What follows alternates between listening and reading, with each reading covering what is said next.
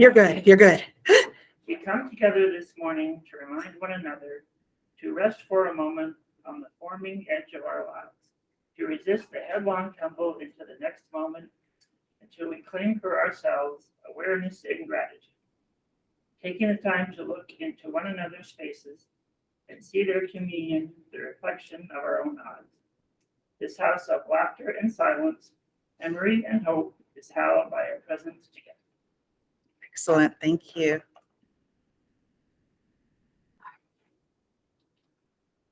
And actually, I'm going to turn us a little bit this way.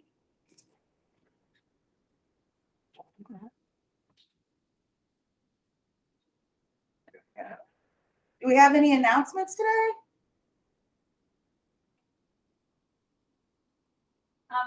For the record, we were never not coming back. We just kind of like got sidetracked. Well, we are glad that you guys are back. Yay, Yeah, Leslie, yay to get back. I think he thought we were dead or something. We get worried. Yeah, that's cool. We tried to call you and We were thinking we might have needed a ride this morning because it was cold outside. Oh, I'm sorry. Did I not answer my phone? no, we just we tried to call the number that you called from and it was Spring Street Senior Box. Yeah, I was at your apartment when at the building when I called. Yeah. Oh, I think we got Kathleen. Keep announcing.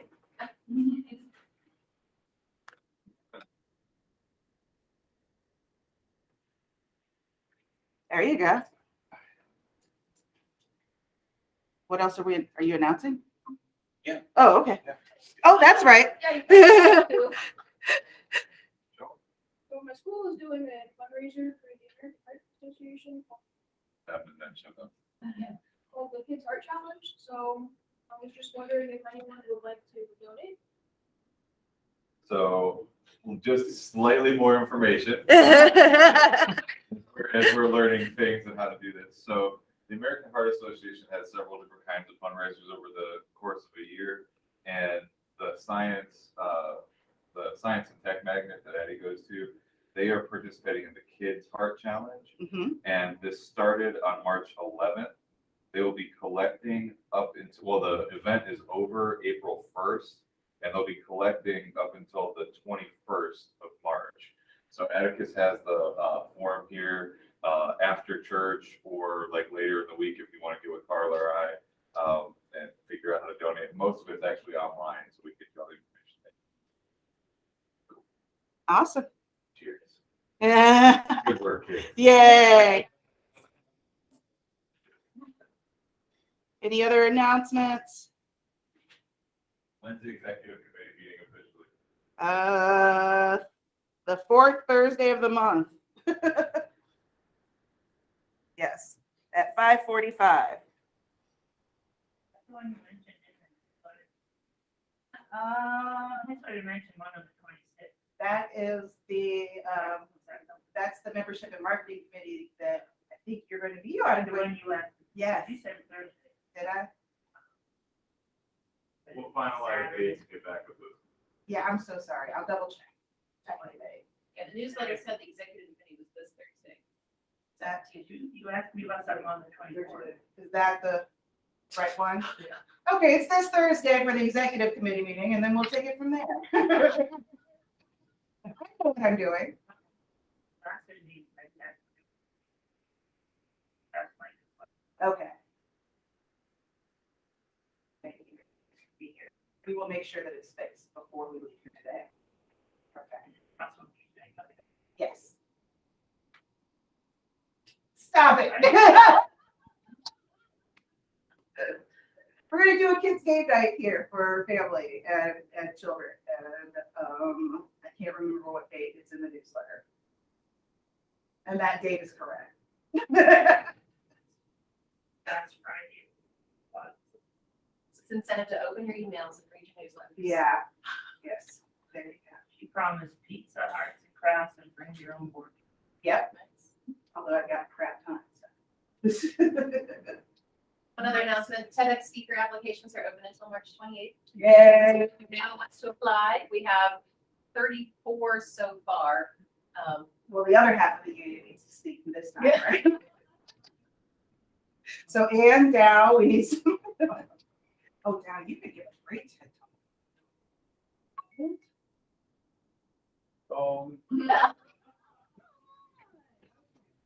I'll apply pressure later.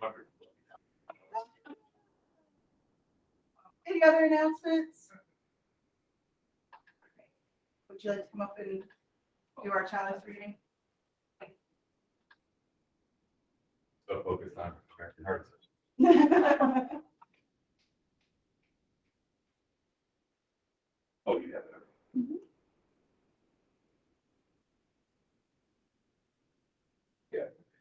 This one's number 451. Seems kind of appropriate with the topic today. I don't know. Flame of fire, spark of the universe that warmed our ancestral heart.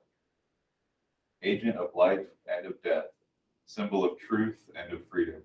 We strive to understand ourselves and our earthly home. Also,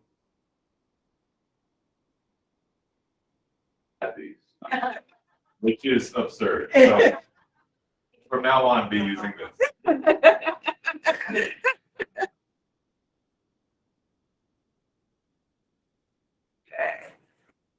Do we have any joys or concerns today?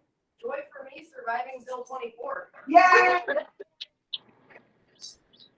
Who would have thunk it? And also getting a new PC, which I needed for a while. That's And a new definitely a joy. Yes, and a new phone that actually works. So, yeah. That do. Yes, Annette Cook.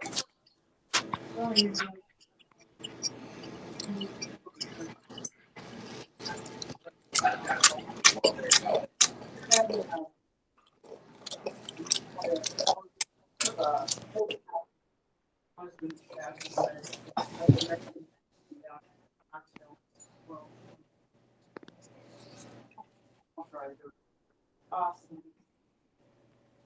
She came to us via Beeline. That's right. Oh my gosh.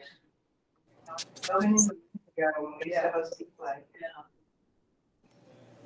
Any other? The story. Bear with me. All right, bring it on. I'm an old fogey who likes to read paper books and turn the pages and put actual bookmarks in. Nice. And book club is this Thursday night. And like it also procrastinate in the library time to actually check out the book. So I was frantically online at the cheap thrift bookstore, used book place, and I found a used copy that was acceptable. And you know how books are ranked, they're like new, very good, acceptable, somewhere down the list. I get this book, and I had to pay extra for the shipping because I needed it in time to read it. Book club set me back like $20 for this. And so it arrived just a couple of days ago, and I pulled it out of the FedEx envelope, and of course it's kind of warped, wonky looking, and I'm like, Duct tape together. yeah, yes, I looks and I bam through the book and find 4 of these.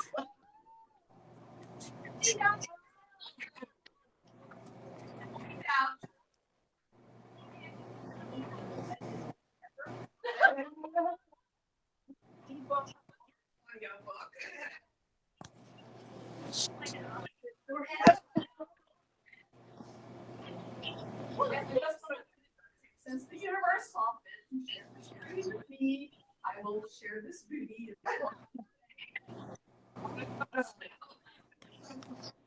Okay, this is like a community service announcement. So like, we had like a little program a while back about Goodwill and stuff, and then thrift stores and the issues involved in that. And I've been kind of like going around and telling people, like our online friends and such, certain guidelines for donating to Goodwill that makes things easier on us. Right. And one of the things that I have to tell people, please do not leave money in your Goodwill club.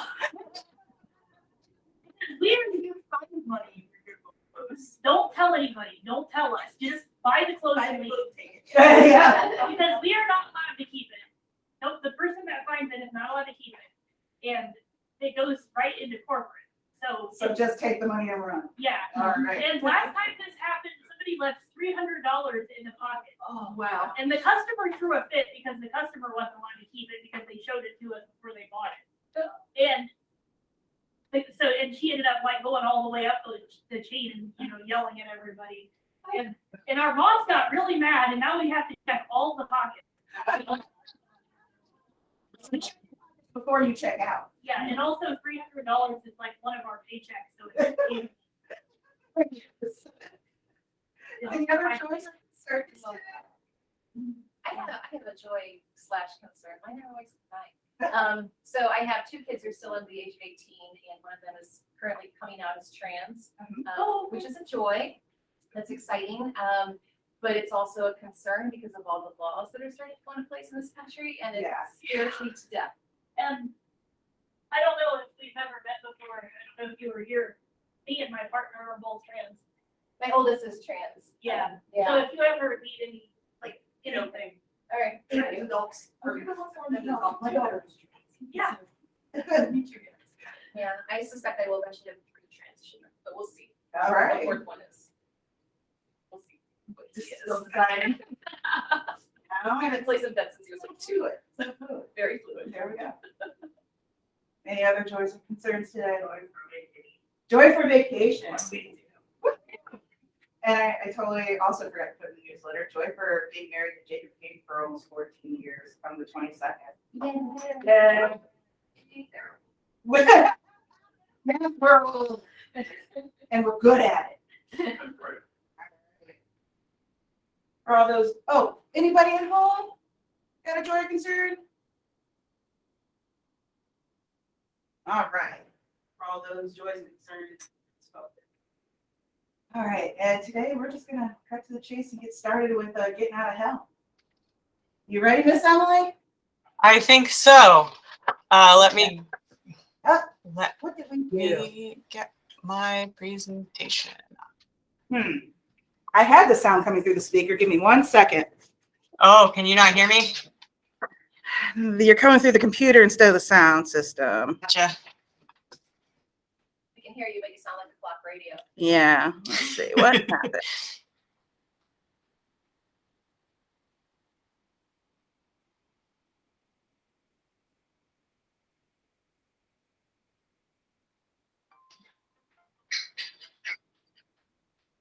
Okay. Can you talk a little bit for me? Sure. Hey, I'm here and I'm ready to present Getting the Hell Out, taking a deeper look at hell anxiety and how it can function in everyday life and what to do about it. We're going to cover a lot of ground today. I thought this was going to be a shorter one, but I think we'll probably be cutting right to the chase as normal. How do I sound? Should I keep talking? Keep talking. Okay. There So, we go. hey. Okay, cool. Good. So are we good to go? I believe so. Okay. Yeah. So today we're talking about getting the hell out, and I must thank all of you for giving me an opportunity to talk about this because it is directly feeding into the group program, hybrid group individual coaching program that I'm going to be doing starting in April, which if any of this seems like it would be helpful to someone you know or you, feel free to get in touch about that. I am currently enrolling. It'll be, I believe, an 8-week group. So, and we'll be working on things together. So that's the group aspect of it, of really digging into things, is really powerful from what I've seen in my work so far. So all this said, today we have a few things on the docket. We are going to start by looking at the history of hell, because getting to the origins of where hell might have come up from can give us a little bit more opportunity to say, oh, okay, this has not been gospel truth forever. And it's much more complicated than a lot of people would have us believe right now. So we'll start with the history, and then we'll take a look into how does hell function religiously, socially, and psychologically for people. What might be going on? What might be going on with you that might still have connections with hell if you grew up with some of these stories? Oh, wait, can you not hear me? I hear things. Sorry, it was a little, it went out for a second there, but I think we're good now. Okay. And then finally, we will talk a little bit about ways to actually get the hell out of our systems. And there's a bigger discussion to have here. So if we have time to talk about it, we can, because I don't think hell is only in our individual systems. It's in bigger systems that we're a part of. Hell has been a pretty transformational idea on a large level. This idea of punishment for wrongdoing, and using it to manipulate people. So there's more going on than just us believing in it. So anyway, we'll see if we get there. So I like to start with my sources. This book came out in 2020, and a lot of what I am sharing today regarding history is coming from here.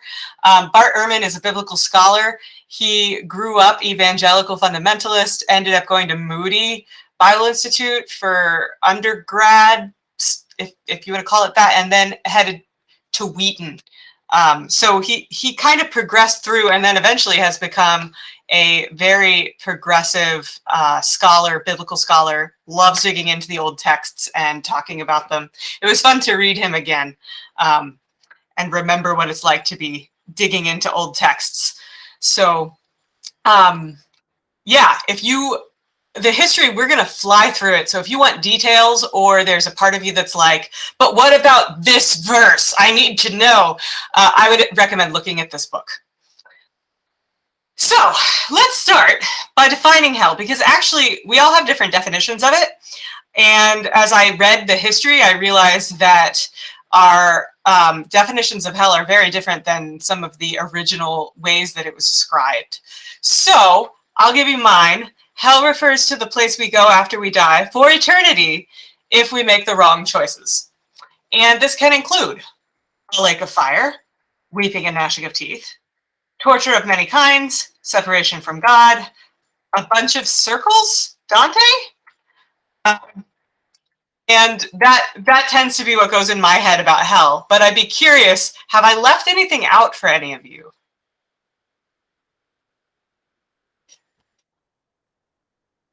The devil's there. Oh, right, Satan, the devil, all of that, demons and stuff. Yeah, that's right.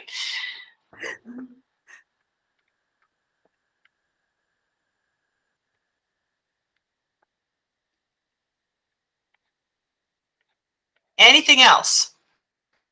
Does this track for you? Does it? Yes. Yeah. Okay.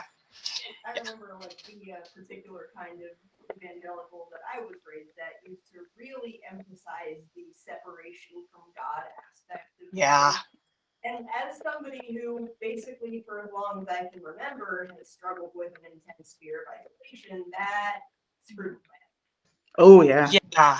Yeah. The hell is very complicated as a concept. And one of the ways that I think about it now, after I've considered it in the context of religious trauma, is that it's ultimate threat, whatever is ultimately distressing to us. And that will change according to who is thinking about hell. When I was growing up, there was a lot of, I imagine falling. I think there was a pit. I should have put a pit in here. And fire. But other people, it has to do with darkness, or it's that separation piece and abandonment, which is definitely part of it. This whole like categorizing people into good and bad and then putting them different places. That can be really scary, especially to kids growing up who don't want to be abandoned for survival reasons. So anyway, we've got a definition. Let's keep going. Oh my goodness, I put in too many animations here. Okay. So here are some helpful things to know about the history. There's going to be a lot on this page. I have officially warned you, and we'll talk these through one at a time. So the first thing that fascinated me when I was studying this in divinity school is that there is no such thing as hell in the Hebrew scriptures or the Old Testament. Most of the time, the word that they would use to talk about that was Sheol. And this was a place that was pretty much ultimate neutrality, and everybody went there. And it could also, the word itself could also be interpreted as literally the grave. Like they could have literally been just talking about the place where you put the body. The other thing that's interesting about the Old Testament in general is that for the majority of it, any talk of the afterlife was communal. It was about the Israelites as a nation. It was not about individual people. This was a group that was working with these theological concepts. It was not about one person at a time. So the idea of being individually a sinner and then individually punished just didn't make sense. So there are two big ideas that really don't fit what we know of Hebrew understanding of the world that our current definition of hell rely on. The first is the concept of an incorporeal soul. Ultimately, resurrection and just the anatomy of how the soul works for the Israelites would have been directly connected to the body. So the soul would have been considered to be the breath. The breath doesn't exist without the body. If the body is not in conversation with the breath doesn't, there is no soul. This is another really fascinating argument for the Bible not really caring that much about abortion. Babies aren't officially having souls until their first breath. They're not breathing till they're out. So anyway, that's a side note. Oh no, that's great. That this concept of eternal torment rather than just being destroyed, like this, it's going to go on forever. You're going to be tortured indefinitely. That's not really a concept that makes sense in this worldview. If there was going to be destruction at all, it had an end. It was just, you're finished, you're done. It's not, this is going to keep going forever. Jumping ahead a little bit, the torturing part of hell may have emerged during the Maccabean revolt. So this would have happened a little bit under 200 years before Jesus was born. And ultimately, the dominating ruler. I'm sorry, can you repeat, Miss Emily? Yes. I'm sorry. Do you mind repeating your last couple of sentences? We froze. Sure. Sorry. So, no worries. So I'll just start with this point. The torturing part of hell may have emerged during the Maccabean revolt. And this was about 200 years before Jesus. And it involved a dominating ruler, Antiochus IV, who decided, for reasons that we don't fully understand even now, that he was going to demonize all Jewish practices. And it was pretty ugly, like forcing them to eat things that they would consider unclean, trying to defile their sacred spaces. And there is a story that I won't go into great detail because it's kind of horrifying in the Ehrman book about Antiochus wanting a group of Jews to eat unclean foods, and when they refuse to, because they are very committed to their religion, their life, their culture, he ends up frying them in a huge pan. Like this, the kind of torture that goes on is not acceptable. It's just, it's so extreme. And when I was first encountering that, this is when we first get some descriptions of, well, it's going to be really terrible right now, but in the afterlife, you'll be rewarded, and this guy that's doing all of these mean things to you will be punished forever. And it made more sense when I connected it to that story of, oh yes, like all things that humans believe in, all stories we tell, hell had a function. It still has a function. And when it comes to impossible situations, when people are oppressed and have no hope, the best thing that can be hopeful sometimes is a distant future in which justice will be served, because there will be no justice here. So that really spun things for me as I was doing some of this research of, oh, there's some compassion to be had about this idea as it develops. Again, this is still not the hell that we're talking about today, but as we're starting to get more into this idea of an afterlife in which someone can experience pain for a long time, that's a big part of it. The other interesting piece of this is that in place of the Jewish culture, religion, and practice, Antiochus was wanting people to be Greek, and Greeks did have an incorporeal view of the soul. And so during the time where they were resisting this this change and this transition, it was still getting into their stories. And so this idea that the soul might exist outside of the body and could continue on after death is something that came in as part of this oppression and mixing of cultures, except not really a mixing, imposing. So Plato was a big player in that. So the soul versus body part of hell is more of a Greek invention. You could say it's Hellenization.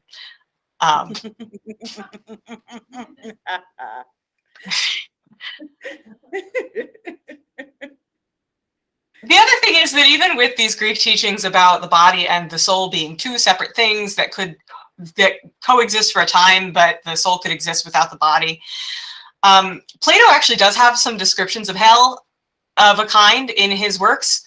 And also, even in the midst of those, it is very blatantly obvious that, like he says it himself, these are not literal.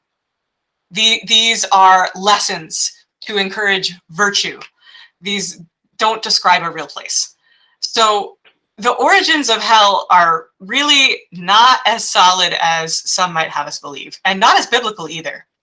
So going into the time of Jesus, some of this Greek stuff would have gotten in by then, but there was still this obsession with resurrection of actual bodies. Like, that's how justice will come.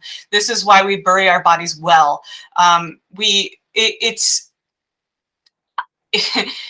soul being the separate thing was not established totally in Jewish thought yet. And there were different schools of thought among different types of Jews related to the afterlife. So there was some change happening, but it was not solidified. And Jesus probably would not have believed in this soul separate thing. And a lot of his teachings about hell would have been similar to Plato, as far as this is not literal, this is part of a story. We're talking about virtues. We're communicating in symbols here.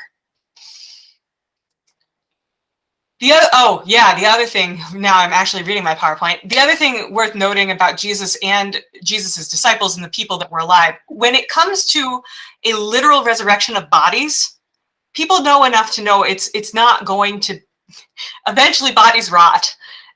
And Jesus and his disciples and those making Christianity a thing after Jesus had ascended would have been thinking that the resurrection of bodies was going to happen in their lifetime. So all of these martyrs would eventually be resurrected in their bodies within the time period.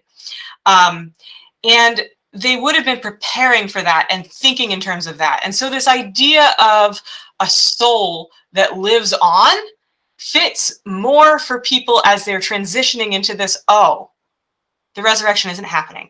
We thought Jesus was the beginning of this whole big bodily resurrection. It was coming, but apparently it's not coming. So we need new myths. We need new stories to tell about how this works. And that's where this idea of an extended afterlife makes more sense.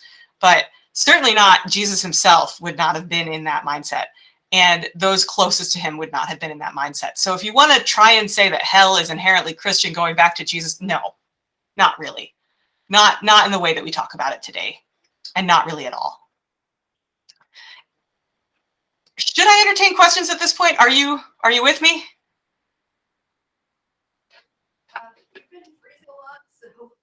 I will say this: what I'm finding is that even though it's freezing, it's keeping up. So when she comes back, we're not missing anything.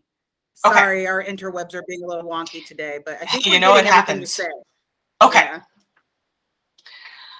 Yeah. So this is very, very old history, and Ehrman doesn't really go into how hell develops into other times. So we're going to skip ahead like 1,000 years, more than 1,000 years, and talk about the hell that we know today, which is very similar to what Jonathan Edwards would have preached in his famous sermon, Sinners in the Hands of an Angry God. This thing is abusive, but we will put it in the context in which it was preached. So this would have been 1741. And this sermon is considered to be kind of the kickstart of the First Great Awakening. And that was a significant time in Christian history because all of these immigrants from a variety of different religious persuasions, even if they were just different kinds of Protestants, were coming from Europe and settling in America. And we're not necessarily united in any way. And this was kind of the first moment where this ecumenical movement toward converting people to Christianity became a little bit more widespread and accessible by a bunch of different Protestant persuasions. And you could say it's the beginning of American evangelicalism. And this sermon, I have copied the summary points from Wikipedia for us to go through here so that you can get an idea of the sense of it. But before we go through this, I want to say that the philosophy of the Great Awakening was to convict people, basically scare them, but it is easy for me to say scare them. I hear a message. Okay, it's not, we're good. Hi, Holly. Ultimately, to make them have a very intense emotional experience in which they understand where they are in terms of the speaker's theology and what their relationship to God is, and then have that inspire them to change, to convert, and then get discipled moving onwards. And there, of course, was plenty of controversy within this. It was very Calvinist. So Calvin would have been a reformer in the First Reformation. And so it's coming from this basis of original sin. All people are born sinful. And it's coming from this, we need to believe and receive the grace of God in order to be okay. And the way they spin it is that this was loving. Obviously, from my standpoint, it is not. It's abusive and it creates trauma bonds, but this is anachronistically going back. So anyway, let's start at the beginning. So, fun facts from Jonathan Edwards. God may cast wicked men into hell at any given moment. You can notice, like we've talked about trauma before, you want to talk about a recipe for hypervigilance, this is it. The wicked deserve to be cast into hell. Divine justice does not prevent God from destroying the wicked at any moment. So this idea of, no, God's still good. It's okay. Like hell can exist and God can still be good and loving. This is justice. People deserve this. I'm going to be a little bit critical of Jonathan Edwards. The wicked at this moment suffer under God's condemnation to hell. So like people that have been sent to hell are still in hell. This is that extended afterlife thing we've talked about before. And the wicked on earth are already suffering torments of hell by nature of their wickedness. And this is also very interesting looking at it from a trauma perspective. The wicked must not think simply because they are not physically in hell that God is not at this very moment as angry with them as he is with those he is now tormenting in hell, and who at this very moment feel and bear the fierceness of his wrath. So like this is very fierce, fear-based. And also I'm introducing this pathos of God in a very intense, violent, angry way. And it's scary. It's scary not even thinking about hell, but thinking about now. What a relationship status to be in with a deity. At any moment, God shall permit Satan, who stands ready to fall upon the wicked and seize them as their own, back into hypervigilance mode here. So it's just this constant breeding of you are not safe, you are not safe, you are not safe. And no wonder they got so many emotional responses to this. If it were not for God's restraints, there are in the souls of wicked men hellish principles reigning with presently would kindle and flame out into hellfire. This is basically original sin, that people are inherently sinful. God helps them not be sinful, but you have to follow our rules about how God's going to help you not be sinful. Again, more hypervigilance. Simply because there are not visible means of death before them at any given moment, the wicked should not feel secure. And you can imagine people whipping people into a frenzy with these ideas. I check in with your body now. Even I noticed that I'm getting a little bit dysregulated even reading this stuff. So one of the things that's interesting about the Great Awakenings is that people had physical responses to this. Like they fainted, they got ecstatic. Like there was some charismatic activity in response to some of this stuff. And that's what they were looking for. They wanted to see a change. They said this change has to be in effect in your heart. And my God, they made it happen. Simply because it is natural to care for oneself or to think that others may care for them, men, of course, men should not think themselves safe from God's wrath. Again, another reason to be hypervigilant. All that wicked men may do to save themselves shall afford them nothing if they continue to reject Christ. So you have to do it our way. There's no other way to fix this. And God has never promised to save mankind from hell except for those contained in Christ through the covenant of grace. And what a relief to be offered something that can solve all these problems. It's fascinating when we talked about the neuroscience of spirituality before. One of the things that comes up for people in these intense religious and spiritual experiences is this activating of the sympathetic nervous system, getting really aroused, and then having a quick drop into the parasympathetic, and how intense that feels. And I imagine this was happening for a lot of people in these revival type situations when they got preached hellfire sermons. There's something wrong, you're not safe, you've got to be wary, and you're going to be okay because God loves you. And ultimately, this is creating a trauma bond. Okay. I'm excited about animations. All right, so check in with your bodies after going through all of that. And maybe take a breath, extend that exhale for a while. You are in the Unitarian Universalist Fellowship of Lima. There's a fireplace off to the side. It's okay. Jonathan Edwards has been dead for a long time. What happened to him, we don't know.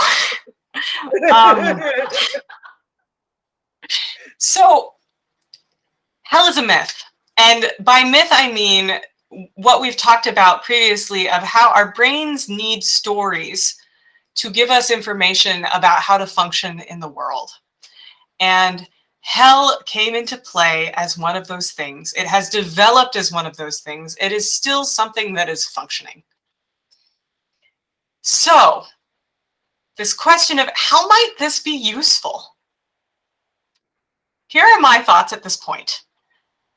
One, very obvious, hell keeps us in line. There's a moral code you're supposed to follow. If you don't follow it, you go to hell. You have very great fear-based motivation for not going to hell, or for doing the right things and being a good person, if you want to call it that.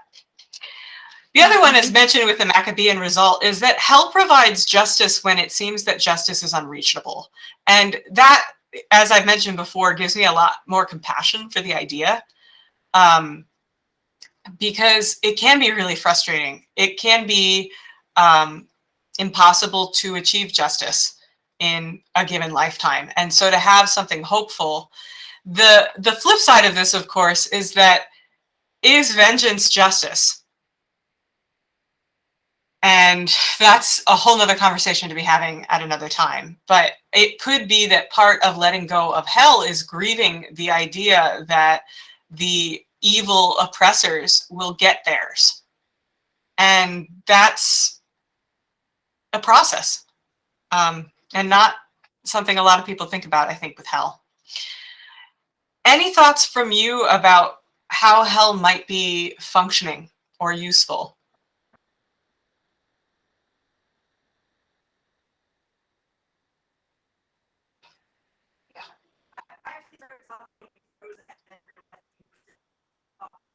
Carla, I might need you to summarize for me because I'm getting blocky stuff.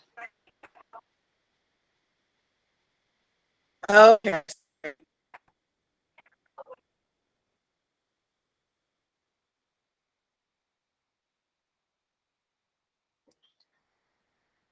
I can't hear well. I hope that it hasn't been this bad for you.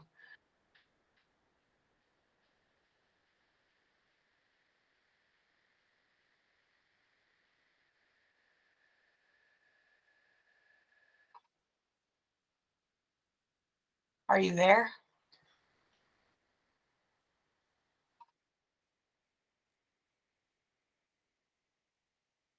I don't know how to message you. Somehow I have lost this ability. Oh, here it is.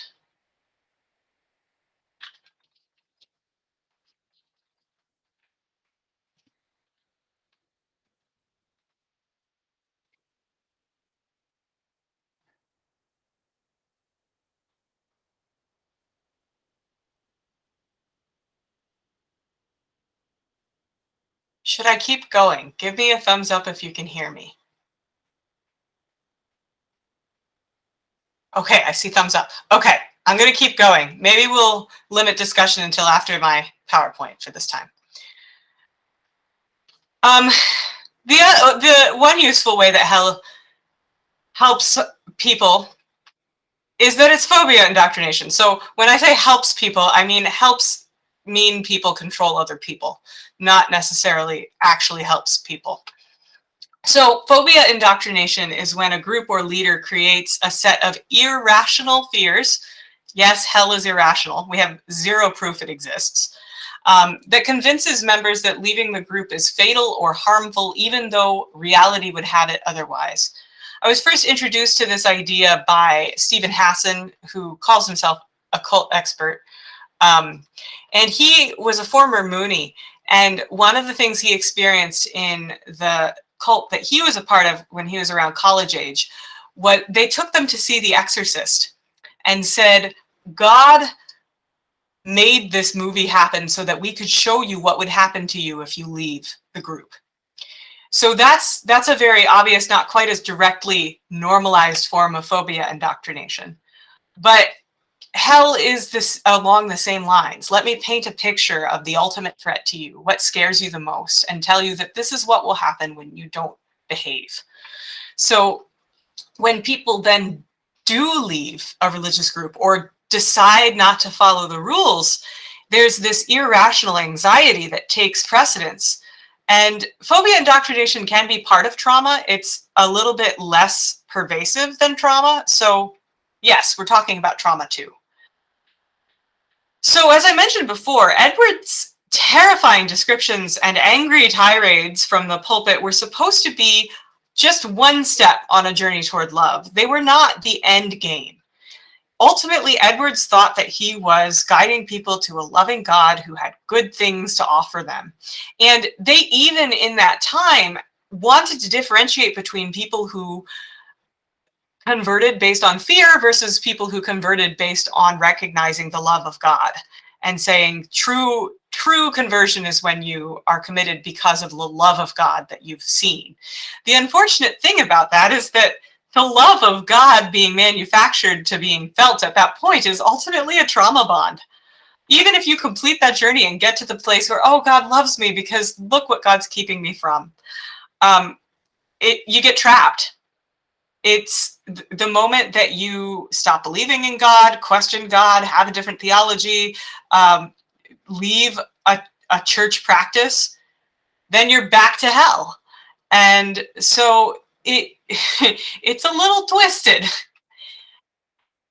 So this was my discussion question, but I'm going to skip it. But phobia indoctrination can show up in a variety of different ways of even just you're going to live a terrible life because you're not in touch with whatever spiritual forces are supposed to be guiding you is a way of doing phobia indoctrination as well. There are so many ways to do it.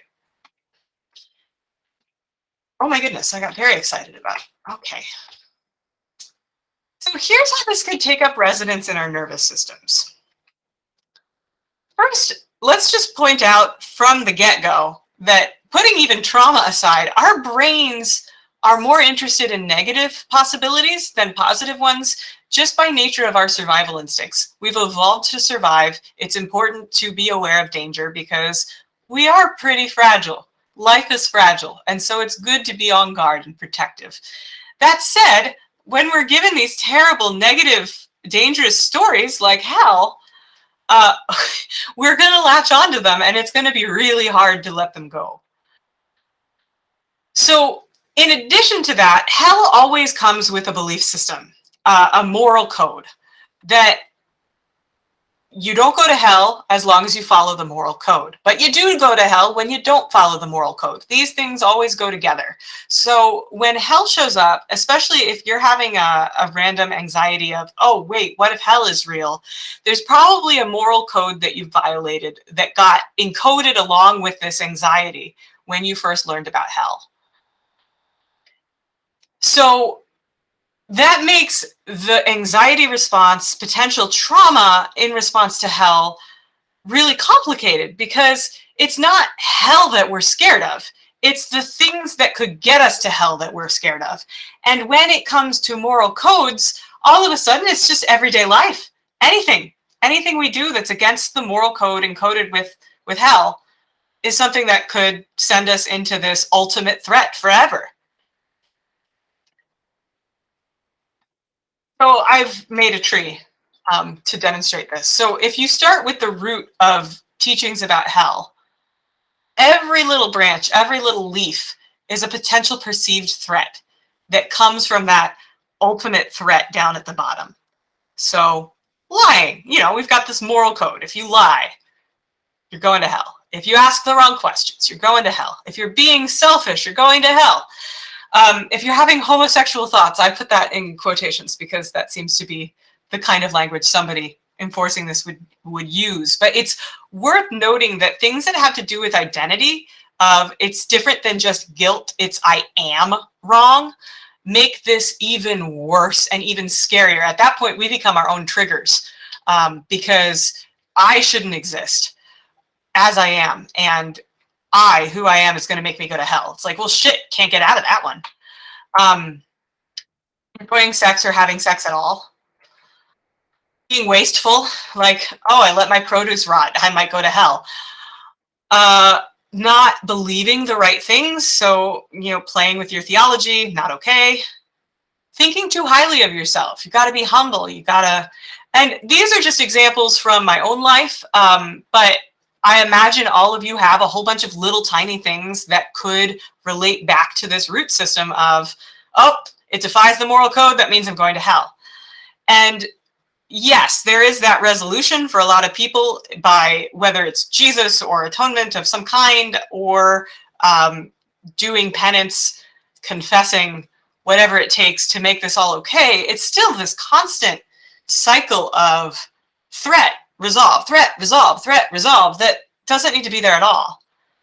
It's all manufactured. Oh.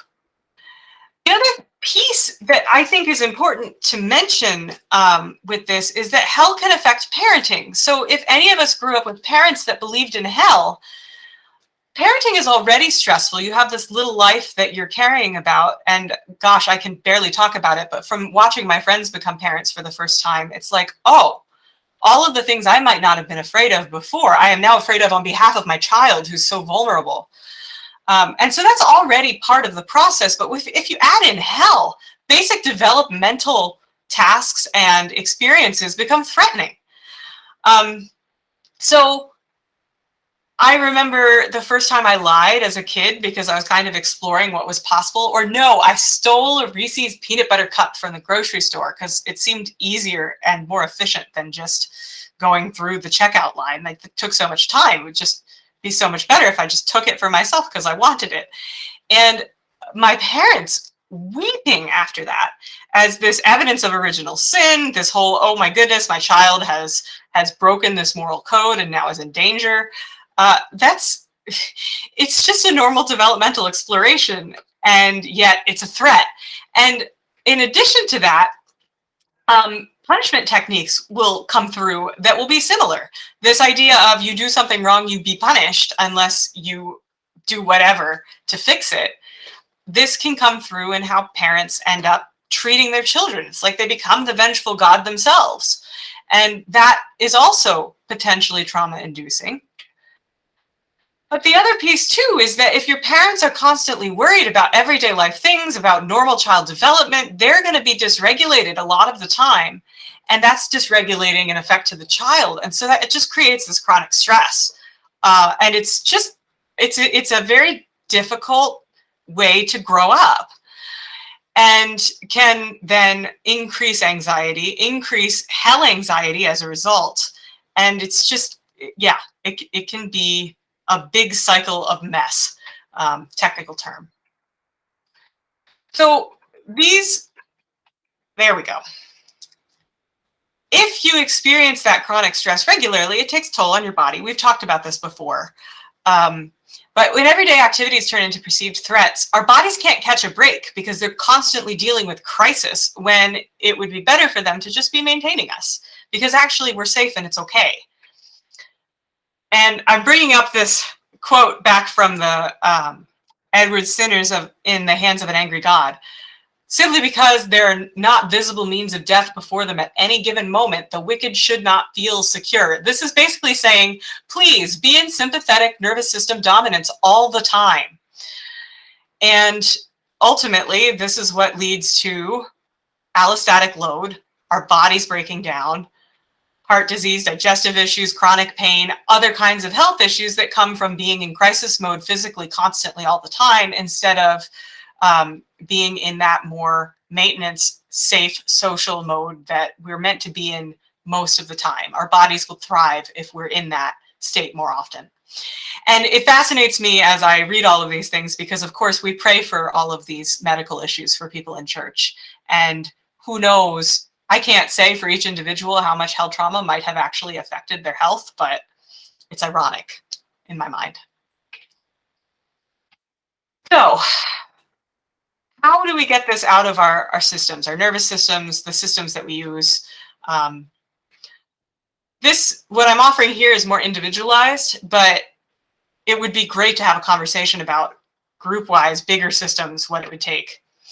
But first, determine what you need related to the history of hell, the reasoning for why hell doesn't exist. Are there certain passages that just get you every time you get into an anxiety spiral that would be helpful to have better explanation for? Because let me tell you, these explanations do exist. Scholars have been working on this for quite some time, and you can get access to this information, and it is very hopeful. So whatever it is that your story and your body needs, find answers. They exist. Slightly more subtle, it's really important to create your own personal moral code and be clear about it and say, this is what matters to me. And it's because it's coming out of a place of love, a place of joy, a place of being appreciative and grateful for human existence, rather than being scared of the ultimate threat.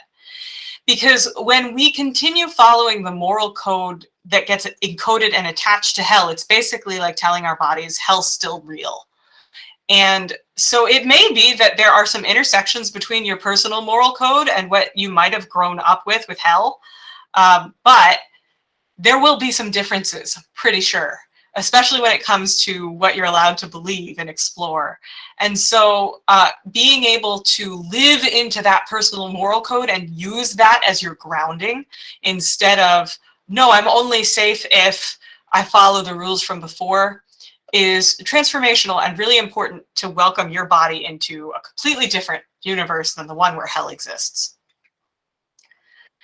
And this last one may be the most important, which is notice your visceral responses. This is from my forward-facing training. They call it bodyfulness rather than mindfulness. It's all about, how is my body doing? What's happening in my body? And where can I release tension in response to perceived threats that are not real?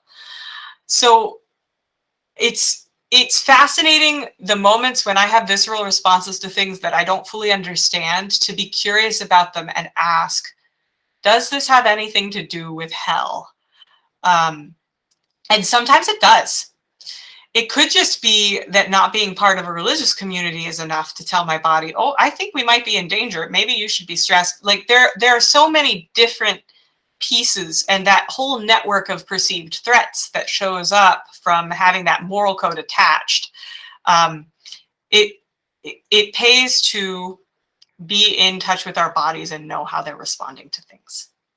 So if you found ways that you can self-regulate relax, soothe your body in moments where you know you're safe, even though your body doesn't feel safe, that's the time to do it. And every time we're able to meet one of those moments of anxiety about hell with a, hey, not operating with that moral code anymore. Actually, we're safe. Actually, hell doesn't exist. Why don't we employ some self-regulation? That is literally the healing process. It's in vivo exposure. It's exposure therapy in everyday life. So